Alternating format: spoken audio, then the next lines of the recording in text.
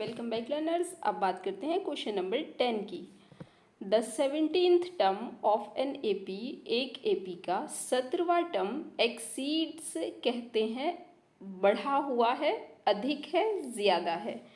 तो एक एपी का 17वां टर्म बढ़ा हुआ है इट्स 10th टर्म, इसके 10वें टर्म से, और कितना बढ़ा हुआ है, बाई 7।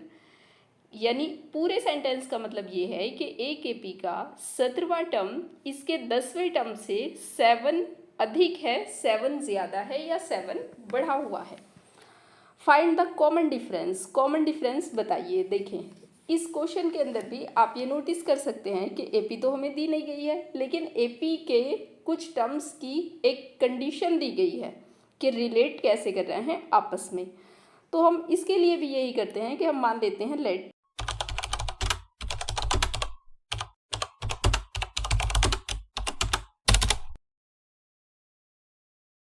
तो हमने फर्स्ट टर्म को ए मान लिया है और कॉमन डिफरेंस को डी मान लिया है। अब देखिए, कंडीशन है हमारे पास के 17th टर्म।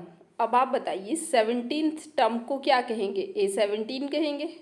और आगे हमसे कहा जा रहा है एक्सीड अधिक है इट्स 10th टर्म, तो हम थोड़ा सा स्पेस छोड़ के लिख देते हैं इसका 10th टर्म। और कितना अधिक है, 7 अधिक है। बाई 7 का मतलब है 7 अधिक है, तो हमने ऐसे लिखा और यहाँ पर बीच में बराबर लगा लिया। जब एक बार आप कंडीशन लिख लें तो उसको फिर से चेक करें। आप इसको यहाँ पर पढ़ के देख सकते हैं कि जो बात हमें दी गई थी कि एक एपी का 17वां टर्म उसके 10वें टर्म से 7 अधिक है या 7 अधिक है, तो हमने लिखा है कि A17 is equal to A10 plus 7। अब हमने ये करना है कि A17 का फॉर्मूला ओपन करेंगे जो कि होता है A प्लस 16D। 17 में से एक कम करेंगे 16 रह जाएगा आपका, और बराबर का निशान लगाएंगे। उसके बाद A10 है तो A10 का फॉर्मूला होगा A प्लस, अब बताइए 10 में से एक कम करेंगे तो 9 रह जाएगा, तो ये आएगा आपका 9D और प्लस 7।